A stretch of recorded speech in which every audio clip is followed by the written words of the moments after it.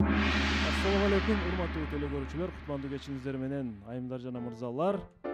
2024-жыл 1-январ. Бүгүн ЛТР'де Билерман Ордо юбилейлик оюн. Жалаң капитандардан куралган команда бүгүн телекөрүүчүлөргө каршы ойношот. Билерман Ордо интеллектуалдык клубун түзүлгөнүнө 15 жыл болгонун баарыңыздар жакшы билесиздер. Жана ушул юбилейлик оюндун алкагында биз бүгүн жалаң капитандарды телекөрүүчүлөргө каршы ойнотууну туура көрдүк. Анда эмесе биз оюнду баштадык. Мына ушул 6 капитан бүгүн биздин студияга келген. Анда эмесе капитандардан куралган команданы мен Ордого чакырууну баштаймын. Динара Сапарова бүгүнкү юбилейлик оюндун катышуучусу. Өзүнүн командасы бар, учурда капитан. Муниципалдык кызматкер Халича Сасиева.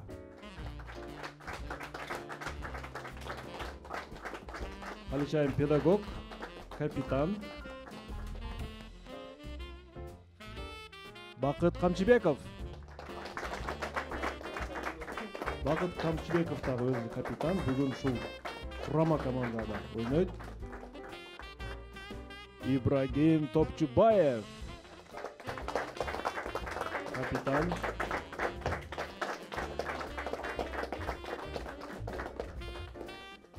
Семетей Амиралиев.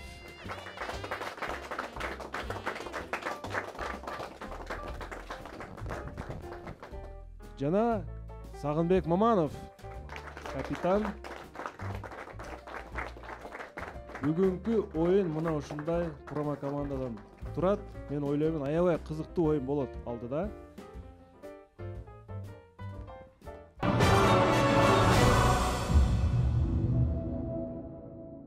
Анда эмесе мен ушул биздин студияда келген бардык капитандарга ийгилик каалайм жана телекөрүүчүлөргө да ийгилик каалаймын.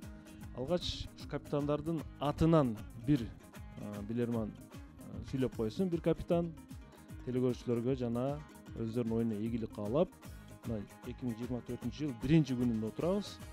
Андан кийин биз оюнду улантабыз. Бардыгыңыздарды кирип келе жаткан жаңы жылыңыздар менен куттуктайм. Жаңы жыл ар бир адамдын үйүнө жакшылыктарды, берекени, ырыскыны, молчулукту алып келсин.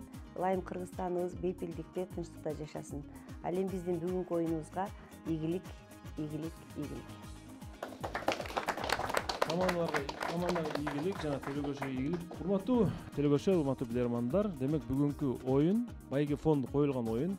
Бул оюндун демөөрчүсү, биз азыр экранга берип атабыз. Ушул Билерман Ордо клубунун мурдагы оюнчусу, учурда АКШда Сам Экспресс деген трак компаниясында иштеп жатат. Мирлан Мурзапазылов аттуу биздин мекендешибиз, биздин клубдун мүчөсү. Ушул оюнга, юбилейлик оюнга мен демөөрчүлүк кылып берейин деп азыраак акча каражатын которуптур. Демек бүгүнкү оюндун жалпы Байге фонду 20 000 сомду түзөт. Анын канчосу билермандарга, канчосу телекөрүүчүлөргө кетет. Биз аны оюндун акырында билебиз. Бирок мен бул жерде өзүмдүн жеке атымдан, клубдун атынан жана билермандардын атынан Мирлан Мурзапазыловго чоң ыраазычылык билдирем. Чоң рахмат. Мирлан өзүнүн сиздерге жакшы каалоо тилектерин айткан. Буюрса ар дайым ушундай тыгыз байланышта иштешип турабыз. Колдон келишинче биз клубду көтөрмөгөн жардам беребиз деген жакшы тилектерин билдирген. Анда Мирлан мырза, сага да чоң рахмат. Мен ойлойм, YouTube'дан бул оюнду көрүп жатсаң керек. Демек, ар бир раундга демек Байге фонду коюлган. Жаңы туташкан телекөрүүчүлөр үчүн биз даректерди жалпы жазып алыңыздар. Мынакей мен кайталабасам деле билип калдыңыздар. YouTube'да Билерман Ордо оюндарын көрсөңүздөр болот. Instagram'да Билерман Ордо, Facebook'та Билерман Ордо жана дарегибиз Ош шаар Ленин көчөсү 330. Биздин өнөктөштөр адаттагыдай эле Барбол. Барбол кондитерлик фирмасы 17 жылдыгын белгилеп жатат. 17 жыл кут болсун Барболго. Билерман Ордодон 2 жаш чоң экен, 2 жаш гана чоң. Барбол ушул аралыкта бир топ ийгиликтерге жетишти жана Кыргызстандын дээрлик бардык түштүк аймактардын дээрлик бардык жактына өзүнүн продукцияларын жеткирип берип жатат. Канат мырзага чоң рахмат. Жана дагы бир өнөктөшүбүз, бул Актив дизайн, полиграфия жана жарнак борбору биздин өнөктөшүбүз. Чоң рахмат бул ишканага. Жана ошондой эле Таев костюмус сиздерге ийгиликтерди каалайт. Анда оюнду баштадык. Эсеп 0-0, биринчи раунд.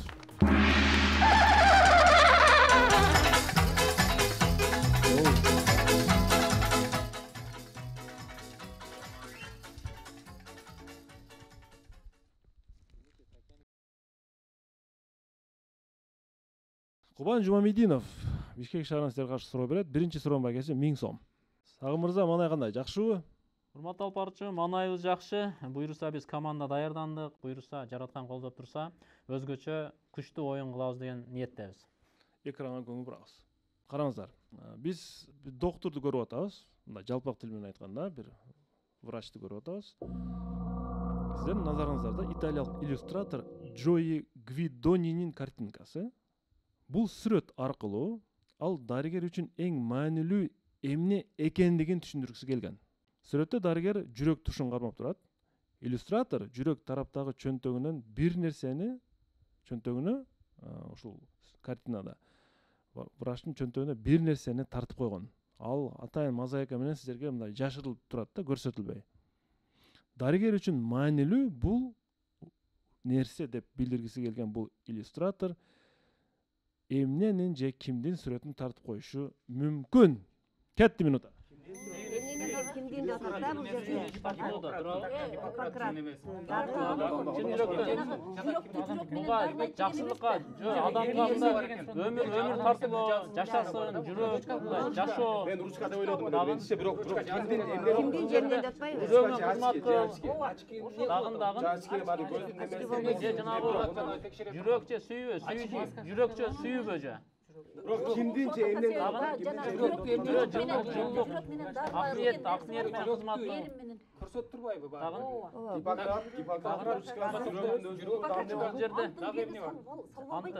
Бирок кимдин группасын көрсөткөндө Бул жерде же тазалыкпы, же тазалыктымы? Ошолда жакшы. жанагы медицинанын белгиси эмес. ачык эмнен ошол жерде. Балким Дагы.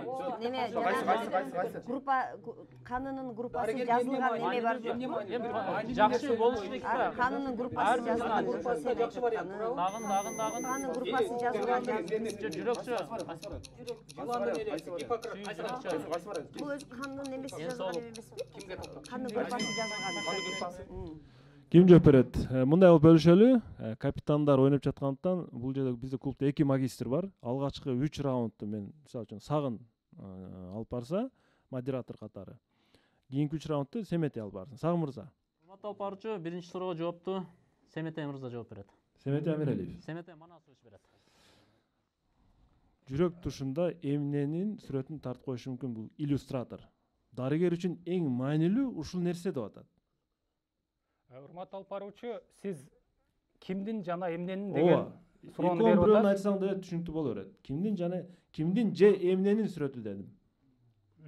Демек экөөбүзгө бир жооп түшө берет, Түшө берет.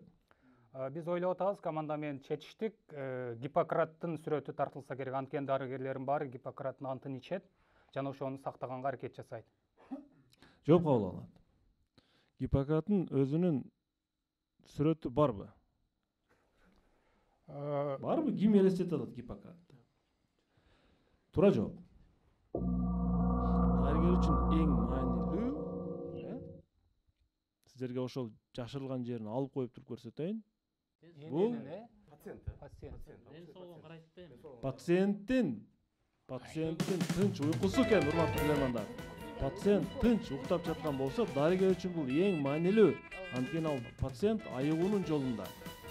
Тынч уйку ооруканада бул эң маанилүү экен, урматтуу билемандар. Түнү менен кыйкырып, өкүрүп, баягы ооруп аткан болсо температура чыгат. Бул дарыгер үчүн аябай стрессти алып келет. Биринчи раунд 1-0 менен жыйынтыкталды. Телекөрүүчүлөр тарапка 1000 сом акча Бишкек шаарынын тургуну Кубан Жумамединовго жөнөтүлөт. Экинчи раунд.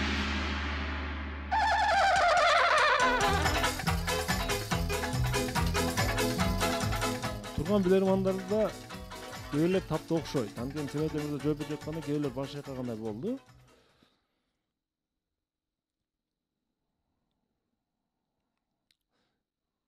Актив дизайндын суроосу. Демек, актив дизайн 1200 сом. Бул спонсордун акчасы, 1000 сом актив дизайн өзүнүн акчасы. 2200 сом коюлат ушул суроого. Эгерде команда туура тапса, 2200 сом бүтүндөй команданын казынасына өтөт. Урматтуу билермандар, экранга көңүл бурабыз. Сиздердин назарыңыздарда ушундай бир жарнамалык көрүнүш берилген. Эми сиздерге суроо. Бул компания эмнени жарнамалагысы келип турат бул жерде? Кетти минута. Жок. Тиш пастасын. Тиш пастасын.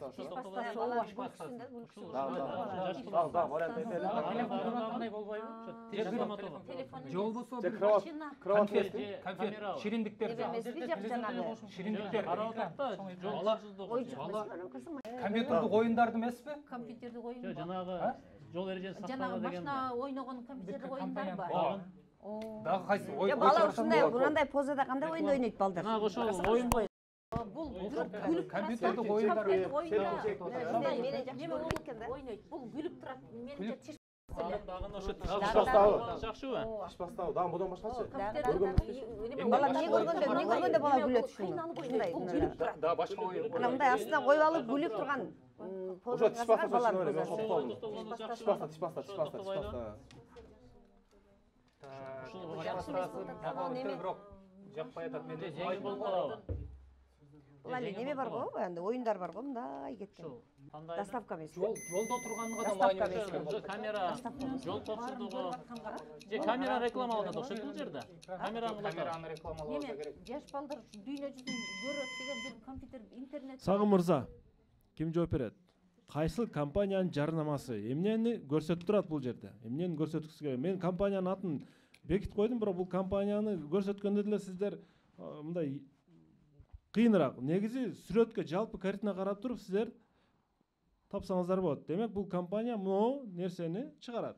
Ким жооп берет, Сагым мырза? Динара Кармышаковна берет окшойбуз. Динара айым. Бул компания эмнени жарнамасын берип турат? Эмнени чыгарат бул компания? Урматтуу алып баруучу, бул тиш пастасын чыгарган компаниянын рекламасы. Комментарий бериңиз, эмне үчүн? Себеби бул жерде карап турган баланын күлүп турганын, тиштерин реклама кылып атканын көрүп атабыз. Ошол себептен. Жооп кабыл алынат. Бирок баланын тишинин тазалыгы, эгерде ал баланын оюндагы нерсесин алып бербесе ата эне, ал бала күлбөй да коюшу мүмкүн да. Эгерде баланын тиши таза эмес болсо дагы анын көңүлүнө нерсени алып берсе, ал бала баары бир жылмайт. Караңыздар, картинаны караңыздар. Бала өтө чоң форматта чыгып турат. Анын жолдон өтүп бараткан автомобилдер балага салыштырмалуу оюнчак көрүнүп турат. Демек бул компания, урматтуу билермандар, балдар оюнчугун чыгаруучу компаниянын рекламасы. 2-0 эсеп.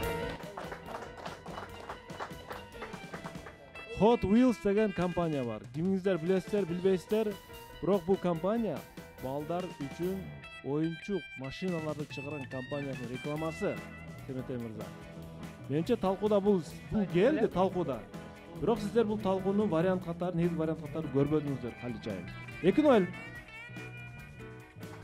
Актив дизайндын акчасы өзүндө калды. Спонсордун 1200 сомдо актив дизайнга кетти. 2200дөн кур калдыңыздар. Сергек болууга чакырып кетер элем. Капитандар төлөгөчүлөргө каршы деп. 3-чү раунд.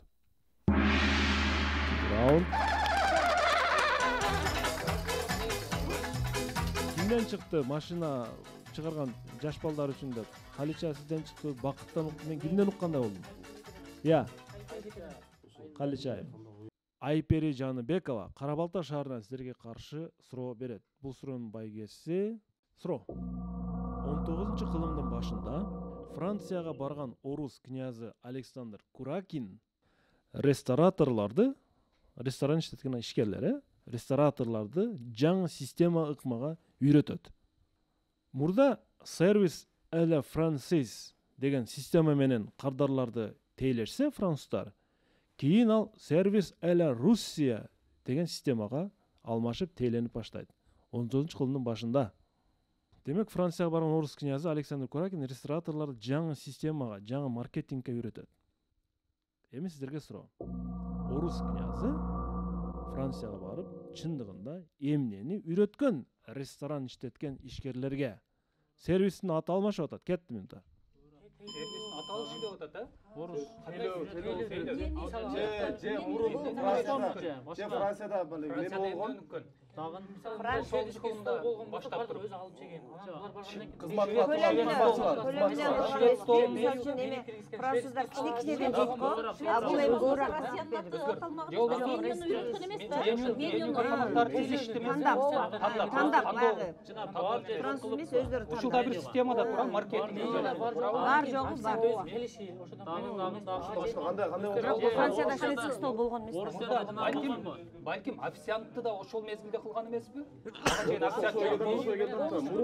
Жок, алып келип бергенде, анан просто баягы алар француздар кичинекей аз-аздан жейт го. Орусияда Кичине. Завтрак, обед айтат шалтырат го мисалы. Кнопка коюп коет. Ошол да мүмкүн эмес ошол мезгилде? Отогунчу күнү башында болсо жок.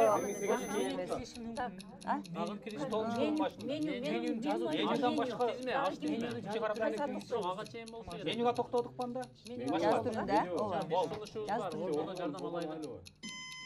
Базык болот негизи. Урматтуу капитандар, абалыңыздар кандай? Сиздер 2-0 болуп жаткан үчүн ордодон жардам алсаңыздар болот, бонус алсаңыздар да болот.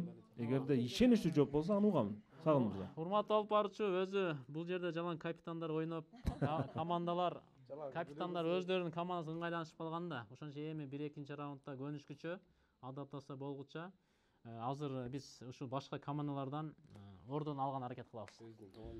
Урматтуу ордо, капитандарга жардам бергиле капитандарыңарга. Эмнени үйрөткөн кетти? Ыкмасы биринчи экинчи тамак, биринчи шорпо, экинчи основной тамак, үчүнчүсү десерт болот да. Биринчиде аля французда бардыгын жайып коет столдун үстүнө. Аля руста биринчи шорпо, андан Ой, жана менюга жазып киргизде бакыт айтып атат го, ошо бакыттын эле эмеси ошо. жок, бул мери ыкмасы, тарты ыкмасы, подача. Биринчи, экинчи, үчүнчү кылып бөлөт. Тамактарды бөлүп. Жана бакыт айтты го, менюга жазып. Бүттү ордон жардамы. Тынчтангыла. Сагын мырза. Бул жерде команда башкы команданын Алишер мырзадан алгылыктуу жардам бергүүгө аракет кылды башка командалар дагы, бирок бизде да командада анча-мынча ошо аш тизмедегилер жазып койгондон вариант болду, бирок Алишер мырзанын ой пикирин кошуп өзү жооп берген аракет кылайын. Бул жерде ошол жерде аш тизме деп коелу, кыргызча меню аш тизме. Ошол аш тизмеге биринчи, экинчи, үчүнчү деп мисалы үчүн ошол жана жазылган, ошонун катар менен берүү жолго коюлган. 2-1 эсеп жок. Орус князы барып, аларга биринчи, экинчи, үчүнчү, биринчиге айталык суюк тамак бер, экинчиге кой, үчүнчүгө десерт дегендей кылып туруп аш тизмекти түзүп берген. Демек, бул жерде француздар орустардан ушул нерсени үйрөнгөн десек болот. 2-1 эсеп, ордо команда капитандарды куткарып кетти. Оюнчулар 1300 сом капитандардын эсебине өтөт. 4-чү раунд.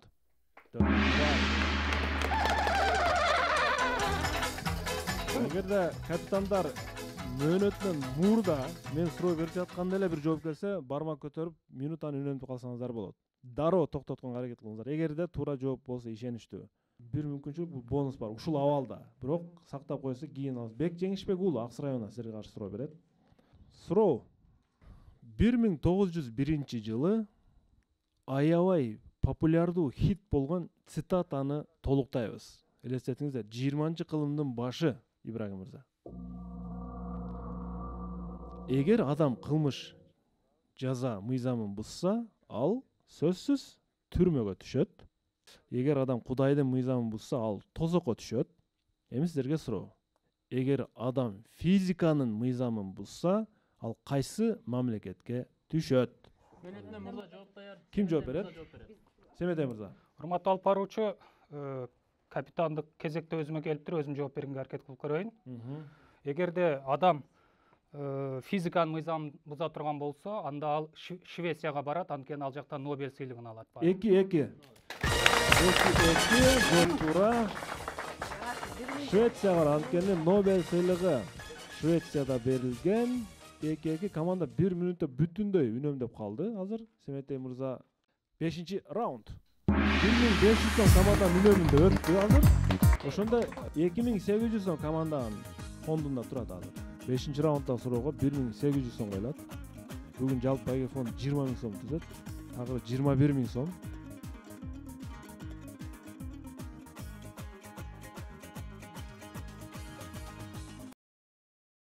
Мирлан Абдыразаков Бишкек шаарынан силерге каршы суроо берет. Урматтуу капитандар, мониторго көңүл бурабыз. Математикалык силерге бир суроо дейли. Сиздер көрүп турган мисалдар жөнөкөй эле математика десек болот. Тактап айтканда, кара түстөгү мисал бул жөнөкөй математика. 10дон 1 алса бул 9. Ал эми жашыл түстөгү математика 10дон 1 алса 19 чыгып жатат. Бул кандай математика тырнакчанын ичиндеги? Минута кетти. Араб цифрадан алып көргөндө Так. Ошол эле чыгып турат. 9 чыгат. Ошол. Так. 20. 20да мен ошо жооп бере берели болду да. Эктен нөл болуп туруп анан 1 алганда 19 болот да. Ошол. Жок, жанагы да, x да. X кылып Рим цифрасы болуп ошондой. Калкулай берип. Рим болгондо кара мына 10 болгондо мындан тур келбейт атпайбы? 20да X'тен 1 алсак 19 кантип 19 калып атат. Санасам Жок, 10 болот. Эки- Рим 20 эмес цифрасы да, 10 да 10 10 да ал 2 жана отпойбу. 2 кандай 2? Жок, 2 жок ал 2 жок жерде. Дагы. Бирди алса, дагы мындай болуп калса 19 болот да. Неге 1 алган? Бул жерде албай атпайсың. Мынау 10, мынау А беркиңиз 11 болуп атпайбы? Туура келбей калат го бул сандар. Башынан кылайлы. 10дон 1 Туура келбейт экен. Ушуну көбүрөөк эме кылайлы да. Ондон канткенде 19 Минус чыгып болот калат. атпайбы? 10 минус 1 Кайсы математика деп атат да? Так. Кайсы математика? Башка математика деди, а бул? Ооба. Необычный математика. Жок, ошол эле болсо биз туура эмес кылып атабыз. Рим цифрасынан алганда А? кетпей атат да бирок. Жаш адам. минут алып алайлы. Жок, бизге ала албайбыз. Уже 2 Тан албайбыз. Албайбыз азыр. үнөмдү ала алабыз. 9. Үнөмдү алабыз. Үнөмдү алабыз. Семетей мырза, Ушул эле өз негизи. Башка Урматтуу алып баруучу, биз үнөмдөгө мүнөттү алсакпы деп чечтик. берем үнөндөгү мүнөттү. Кетти үнөм. А кандай математика деген суроого табышыбыз керек экен. Демек бул туура эмес математика. Цифралар кандай бар десе ошо 20. Же болбосо дагы кандай математика болот бул? Бул стандарттуу эмес математика. Бул араб цифрасындагы математика. Математика дегенде албайлык. Жок, кандай математика деп суроо берип атпайбы? Тырмактын ичинде да атат. Жок, тырмакчанын ичинде. Ошо да. Ошого суроо жооп табышыбыз керек азырчы биз. 19 Бул адаштыруучу математика десекчи. Дагы эмнеге? Чаташтыруучу математика. Дагы кандай математика бар? Магиялык математика дейлиби же? Магиялык математика. Чыгарып беришибиз керек да бул жерде.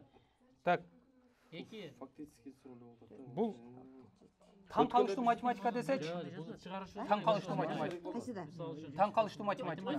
Терминдер барбы? Рим цифрасынан Болбосо деле. Рим цифрасынан 0 кандай жазат? Ошол эле 20. Ошо 0. 0 0 билбейт экен. Жазылбаса керек. Жок, 0 жок. 0 жок болсо керек, Жокпу? Ооба.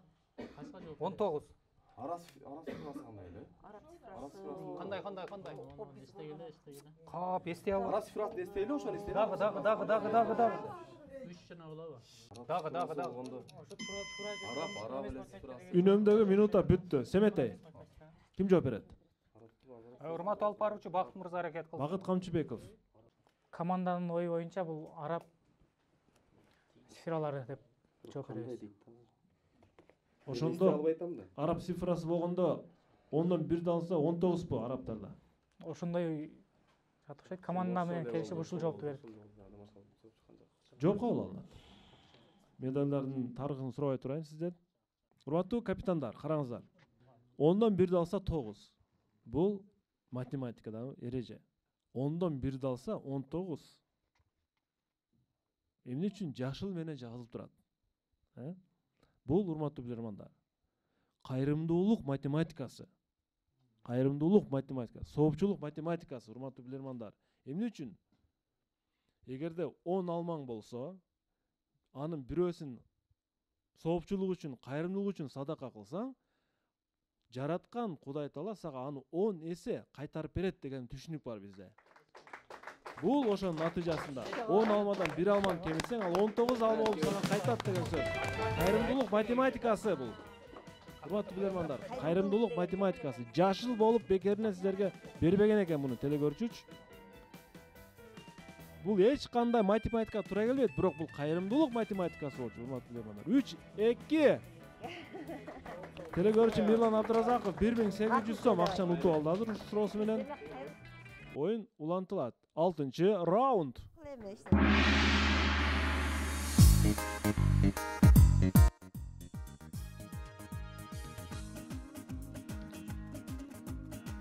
Эч кимдин оюна келбеди була. Кайрымдуулук кылып турууга чакырар элем. Сөзсүз аны 10 эселеп кайтарып аласыздар. Кудайым буйруса. Бишкектен Өмүрбек Базарбаев аттуу биздин көрөрман телекөрүүчү сиздерге суроо берген. 2000 сом суроосунун байгеси. 1952 жылы Хельсинки шаарында жайгы олимпиада оюндары болуп өткөн. Ошол олимпиадага Люксембург өлкөсүнүн атынан, билесиздер, Люксембург кичинекей өлкө, Жози Бартель аттуу спортчу катышып, алтын медаль жеңип алган. Эч ким мындай кичинекей мамлекет алтын медаль жеңип алат деп күткөн эмес. Бул кайсы бир деңгээлде сенсация дагы болгон. Спортчуларды сыйлоо аземинде Жози Бартель эмнегедир сүйүнбөстөн ыйлап жиберген. Эмне себептен бул ыйлаган? Урматтуу көрөрмандар. Алып баруучу ооба. Суроого азыр Сагын мырза жооп берет. Сагын Маманов. Бул жерде анын мындай аябай кейген себеби гимини болгон эмес да. Гимини болгон эмес. Ошого кайгырган. Мамлекеттин гимни ырдалбай калган, Ырдалбай калган, айла жок оркестрде анан кийин жанагы аткарып беришкен, ушу кезге чейин уткан эмес да. Мынакей Жози Бартель. Биринчи орун, бирок гимн жок, мамлекеттин гимнин жалбай бул ыйлап турган. Эсеп кайрадан теңдешти. 3-3. 1 минутта команда үнөмдө калды. 2000 сомдон команда коюпту. Ошондо жалпы биригип 4800 сом акча азыр команданын куушуп баратат. 7-чи раунд.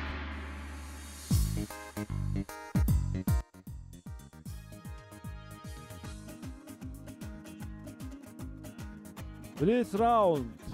Команда 10 секунд убакыт берейин, ким калат? Блиц раунд. Жок. Урматтуу алып баруучу, өзүм калдым. Семеди Амиралиев. Демек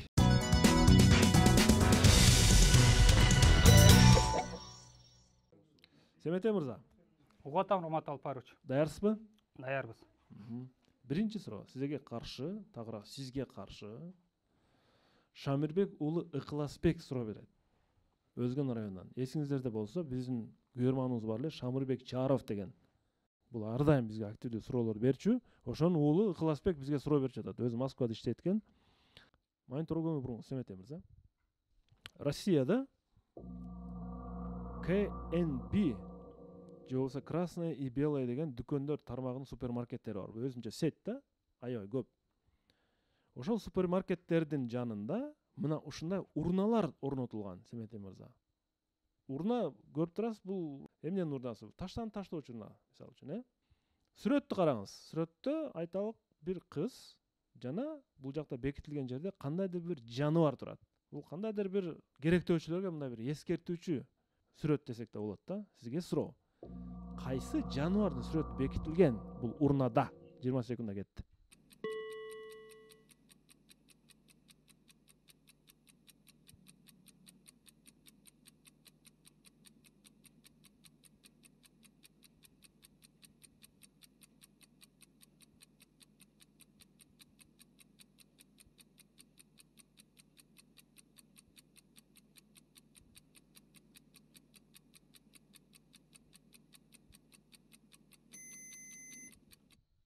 Семете. Урна, таштан таштоочу урна. Ал жерде таштандылар да турат кыздын алдында. Жана бул жакта колу менен бир нерсени эскертип жаткандай, жана керектөөчүлөргө да эскертип атат. Кайсы жаныбар мисалга келтирилген бул жерде? Жапайы мышык дей береличи. Жапайы мышык. Жооп кабыл алды. Мен сизге туура жоопту көрсөтөйүн. Бул чочко, урматтуу Семете мырза. Таштанды таштап чачып, чочкодой болбо деп эскертип атат адамдарга. Чочкодой болуп калбагыла деп эскертип жатат. Урматтуу көрөрмандар. Блиц раунд токтоп калды. Ушул жерде 4-3. Суроо ээси Ыкыласбек мырзага биз блиц раундда коюлган 500 сом коюлган болчу. Ушу 500 сомду Ыкыласбек мырзага жөнөтөбүз. Раунд. бул чындыгында мындай керектүү урун экен, бизге да керек экен деп койдум. Баягы таштандын урунага таштабастан ыргыт кеткендерге ушул эскертме керек экен деп койдум.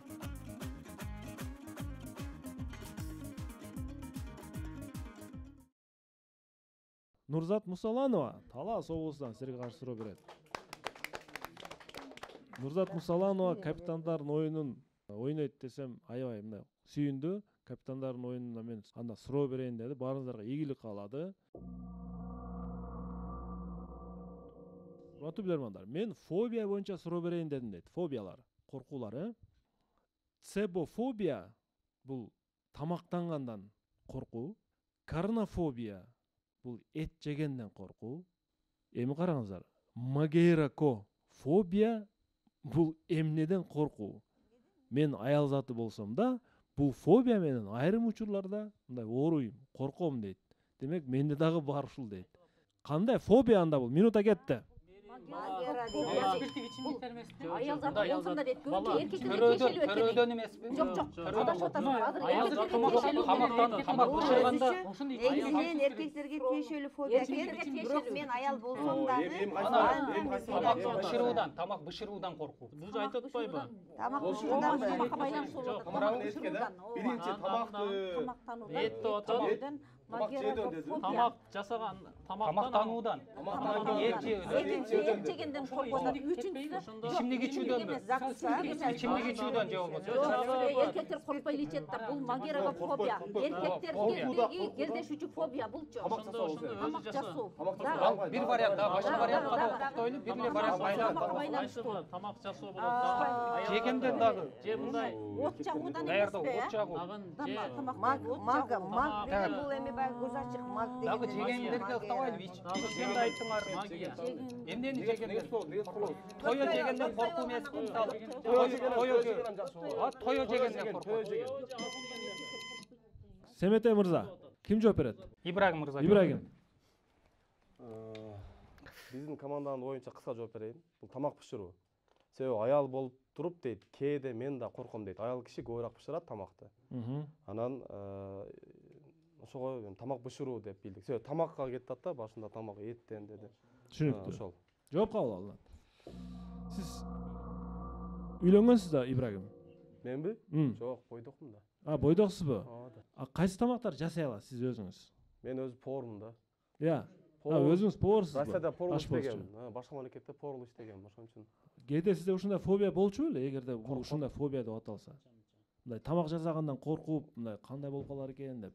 Жок. Мен башында коркот элем, кийин коркпой калгам. Эсеп 4-4, жооп туура. Айттым го. Бул тамак жасоодон, тамак бышыруудан коркуу экен. Кээде мен да ушундай болом деп атат. Анткени кандай кээде чарчайт экен, же кандай чыгып калды тамак деп адам мындай кыжаат болот экен да. 4-4 теңдешүү. Оюн улантылат. 2200 сом команда коётту. Бул суроонун акчасы 7000 сом азырынча команданын фондунда турат. 9-раунд.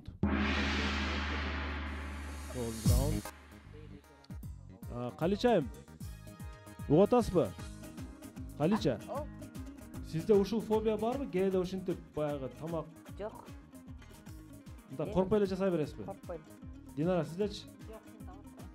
Жок, Мисалы үчүн үйдө айталык балдарыңыз же жолдошуңуз Калича, могу тамактын тузу кандай болуп калган деп мындай претензия койгон учурлар болгонбу? Жок, болбойт аны. Жасаганды жей бер дейсизби? Эгер тамак бир аз начарыраак жасалып калганын сезип калсам, ондой идишти катуураак коюп койсом эле унчукпай жеп коюшат. Жасагандан кийин жей бер деген сөз экен да. Василий Станчук, Беларусь. Урматтуу билермандар, экранга көңүл буруңуздар. 1930-жылдары сиздер көрүп турган сүрөттөгү адам Германияда тартылган сүрөт экен негизи. Ким болуп иштеген? 1930-жылы. Кетти минута. Байланыштуу экен да? Суу менен байланыштуу экен. Сууну тазалообу? Чеккөндөрдү Жок, бул куткарган. куткарып турган бир вариант. Куткаруучу бир вариант, экинчи вариант адамдарды экинчи жака өткөрүүчү, экинчи вариант жээктен өткөрүүчү. Проводник, Ооба, бул проводник. Проводник эмес, баягы жатып алып үстүнө жаткан Өткөрүүчү, отузунчу жылы деди суунун астындагы немелер же жанагы тазалоо же башка 30 жылдары тазалай башка жанагы мистер мененби? Менче суга чөккөн адамдарды эле куткаруучу болуп иштеген да. Куткаруучу болуп иштеген да. үстүндө эле кетип атат. Караңла Өткөнгө бир болот. белиндегисин карасаң Дагы Германияга да көңүл буруш керек. Азыр бир албайм. 30 жылы бирок кайык болгон да 30 жылдары. Кайык болгон да. жанагы баягындай кеменин астында мындай пырпырагысында бирдемке эметип калса барып тазалаган Кеменин астын оңдой турган адам эмеспи бул? балким Кеме турат да, кеме ремонттажы. Ремонттоо эмес, өткөрүп эмес. балким Башка миссия аткарган эмеспи бул? Башка Дайым мен Орсол айым өзүм баягы. сомба. Команда чалгынчы болуп жоопту ким берет? Семетей сагын отургула. Дароо. Үнөмдөгү убакыт алабыз. Үнөмдөгү убакыт Ооба. кетти. Кегиле, токтололу.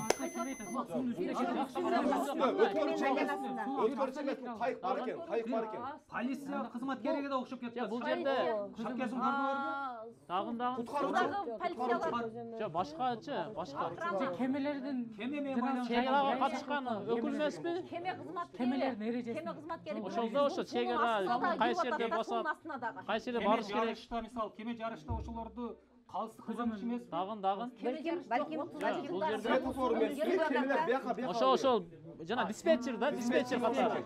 Ошо деңиз флотундагы же болбосо кемелер диспетчер катары. Бул балон экен, эки жагына балон экен. Отуруп алып, мындай үстүн карай турган. Ушундай мүмкүнчүлүк барбы? немени да келебейби баягындайчы Дагычы. суунун ортолоруна чейин ушинтип барып атат сонда Башкачы, Башкачы мындай мен олар эмес,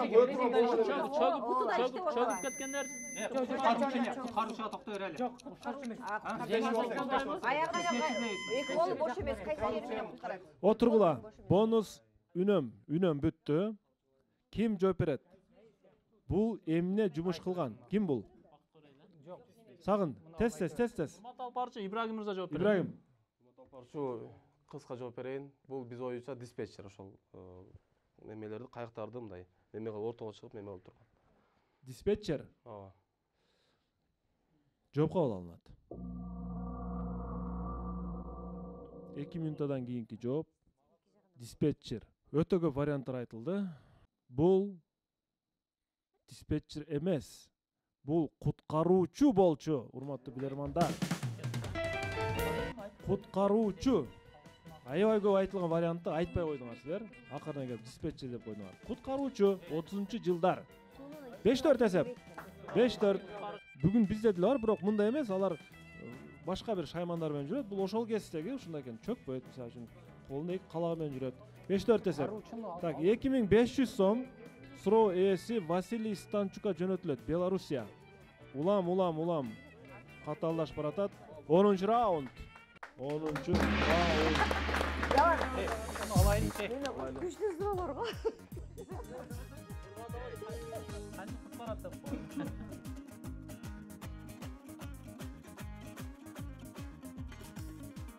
Бехрус Бердалов, Өзбекистан. 5-5 болобу же 6-4 болобу? Өтө кооптуу абал. Урматтуу билермандар, суроо. Тарыхта айрым бир маалыматтарга караганда 18-кылымдын акыры, 19-кылымдын биринчи жарымына чейин ошол убакта көптөгөн жигиттер аскер кызматына барбоо үчүн өздөрүн атайын жаракат кылышкан, ушундай ойлоп тапкан. Өздөрүн жараат пайда кылыпчы. Себеби мындай кемчилиги бар аскерди, жоокерди согуш майданына пайдасы көп тийбеши мүмкүн эле. Сиздер ошол убактагы ок атуучу куралдарды көз алдыңарга элестетип, алар өздөрүнө атайылап кандай жаракат жасап алышы мүмкүн эле. Ким жооп берет? Семетей. Сизде барбы? Мөөнөтүнөн мурда бар эле. Жооп бериңиз. Урматтуу алып баруучу, бул суроону билет элекпиз. Манжаларын кесишкен алар. Манжаларын кесишкен? Ооба. Курал атканга жараксыз кылып кесишкен манжаларын. Жооп кабыл алынат. Ошончолук эмеге барган дейсизби, Семетей мырза? Ошончолукка барган, урматтуу алып баруучу. Сизде гана ушундай вариант бар беле, Семетей мырза? Ошондо эки кол манжасын кесип салганбы? бирөөсүн эле кесиши мүмкүн, урматтуу алып баруучу. Ата Экинчи турган манжа жагы. менен атса болобу? Жок, бир колдоп атыш кыйын го. Жок, экинчи манжа менен ортоңку кол менен атса болобу? Майли, биринчи бармакты кесип салсын. Ортоңку бармак менен атса болот да. Болобу? Биз бармактары деп атабыз. Алар балким бир нече манжасын дедик. Мен бармагын деп айтпадым, урматтуу алып баруучу. Мен манжаларын кескен деп айтып атам. Манжа. Сиз манжа деп атасыз да. Мен эми жоопту кабыл алдым. Туура жооп.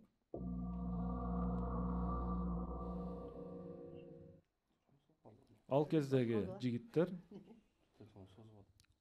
аскерге барбоо үчүн бул суроонун байгеси канча сом экен, ал карайынчы. Жаман кечиктирди го. Жаз качан келет дегенде эле болду. 2800 сом экен. Семетемин. Ошол кездеги жигиттер алдыңкы тиштерин атайын сындырган, Семете мырза. Эмне үчүн? Мен айттым, ошол кезде ок атуучу куралдарды көз алдыңарга жакшылап элестетип дедим. Анткени ошол кезде мылтыктар порох аркылуу кайта октолуп атылган. Бир аткандан кайра порох салып, анан кайра атыш керек болгон. Ар бир атуунун алдында калың кагаз менен оролгон порохту тиш менен айырыш керек болгон. Анткени эки колу мылтыкта турат. Тиш менен айырып, анан порохту салып, андан кийин эми караңыздар, алдыңкы тиштери жок аскерлер кантип порохту айырышы мүмкүн? Мына ушул себептен алар армиядан качкан.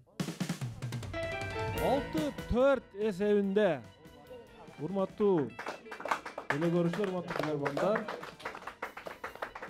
тилекке каршы капитандар бүгүн жеңилип калды телекөрүүчүлөрдөн. Балким талкууласаңар жакшы болмок. Балким акыр жагында бонус алсаңар да болмок, эгерде бир жакшы вариант чыкпай калса. Бонус бар эле сиздерде. Талкууласаңар да болмок. Бирок Семете мырза туура деген ойду шашылып белгилеп койду убактыны. Ушундай болду. Бехруз Бердалов 2800 сом акча менен бүгүн оюнду жыйынтыктады. Кутудайбыз телекөрүүчүнү жана 6-4 оюн жыйынтыкталды. Эми командада болгон 7000 сом гана акча утуп алды бүгүнкү оюнда. 20 000 сом көпчүлүк бөлүгү телекөрүүчүлөргө кетти. Бир суроо ойнотулбай калды. Ким суроосу калып калды? Жахангир Кайнаров суроосу. 3000 сомдук суроо калып калыптыр, ойнотулбай. Ушунун суроосу жакшы эле да. Сагы мырза, сизге 30 секундда сөз берейин. Урматтуу алып баруучу, болушунча биз даярдандык. Жана Кыргызда сөз бар. Эки кошкордун башы бир казанда кайнабайт дейт, бирок биздики 6 капитан бир казанда кайнадык, даярдандык. Кудай ашыр мамилебиз, аябай жакындыгыбыз болду. Жакшы пландар менен сүйлөштүк. Динара Сапарова, Калчы Сасиева, бул жакта Семетей мырзага, Ибрагим, Бакыт мырзага ыраазычылык билдиребиз. Буйруса тилекке каршы акыркы раундтар ушундай болуп калды. Бирок өзгөчө оюн болду деген ниеттебиз. Биздин Мирлан инибизге убагында биз окуу жайга келип, окуп, жаш лидер кылып тарбиялаганбыз. Андан кийин Билерман Ордого келди, жүрүп, мындай айтканда биздин жакшы шакирттер даярдаган экенбиз. Эми биздин мына өскүлө, өнүккүлө, айрыкча Билерман Ордо өнүксүн деп бизге мына спонсор болуп жатат. Мирлан мырзага ыраазычылык билдиребиз. Рахмат. Мирлан мырзага рахмат. Чындыгында демөөрчү болду. Акыркы мынакей оюн бүтүп атат. Биз болсо эрежеге ылайык мыкты суроону тандашыбыз керек. Эми бул жерде мен аксакал, мына жаш улуу катары эми Семете мырза менен абалын түшүндүрөм. Халичайым, кайсы суроо сиздерге жакты? Урматтуу алып баруучу, биз жалпы команда менен келишип Нурзат Нусаланованын жана фобия тууралуу суроосун биз мыкты деп таптык. Биз эми Динара айым экөөбүз бул суроонун жообун таппадык, бирок көпчүлүк эркектерде ушул фобия бар экенин билет элек кийин деп ойлонуп калдык да. Ушул суроо мыкты деп белгиледик биздин команда. Нурзат Мусаланова, бүгүнкү телекөрүүчүбүз тамак жасоо фобиясы жөнүндө суроосу менен мыкты суроо ээси аталды. Жана Нурзат Мусалановага биз айталык ошол актив дизайндын 1000 сом акчасын белек катары беребиз. Куттуктайбыз. Бүгүн капитандардан ким мындай өзгөчө ойнай алды? Мындай капитандар кандай ойноду? Сизге 30 секунддук. Урматтуу алып баруучу, менин оюмча ушул Сагы Мамаев аябай аракет кылды. Мына оюн жүрүшүнө бызылдап эле аракет кылып атты да. Семете агай дагы аябай аракет кылды. Бирок 1-2 моментти кармай албай калганы өкүнүчтүү. Калган капитандар да жакшы ойноду. Ибрагим дагы бул жакта Анан бүгүн ушу эжекелерден активдүүрөөк байкабадык. Агайлар кат ойноду менимче. Бир аз пассивдүү болуп калды айымдар. Ооба. Рахмат пикириңиз үчүн. Ал эми азыр болсо биз оюндун акырында адаттагыдай эле Барболдун шириктери менен позитив жыйынтыктап коелу. Барболдун шириктери студияга. Барболго 17 жылдык мааракеси менен дагы бир жолу куттуктайбыз. Адал таттуу дайыма жаңы гана шириктер менен бизди кубандырып келет. Кабыл алып коюңуздар. Эң даамдуу торт, кексилер, токочтор жана 7000 сом акча мына команда сиздердин утушуңуздар. Бүгүнкү оюнга биз дагы бир жолу телекөрүүчүлөргө рахмат, ыраазычылык билдиребиз. Баарыңыздарга чоң рахмат. Мыкты суроолорду күтүп кала бермекчибиз. Оюндун башкы бүгүнкү демөөрчүсү биздин клубтун мүчөсү АКШтан Мирлан Мурзапазылов болду. Мирланга чоң рахмат. Жана Sam Express компаниясына да чоң рахмат. Билеги күчтүү бирди жыгат. Билими күчтүү бүгүнчө 7000ди жыкты. Görüşкөнчө аман болуңуздар. Ассаламу алейкум.